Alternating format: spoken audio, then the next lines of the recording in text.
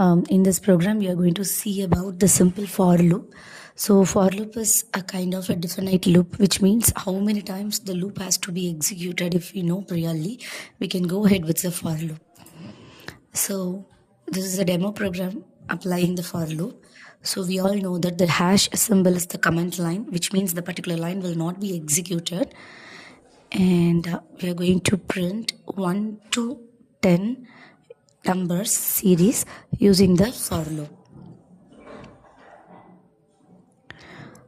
So first we have to create a loop for I in range. That is, here we have to give a 3 values: start, stop, step. Start means starting value, stop means where it has to stop, step means how many steps it has to skip.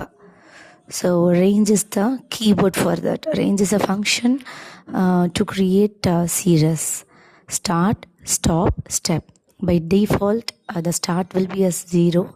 Stop will be, that is, stop is the mandatory one we have to give. Step is, the default value is 1 and you can give as many steps you need. And this is the syntax. Now I'm executing it.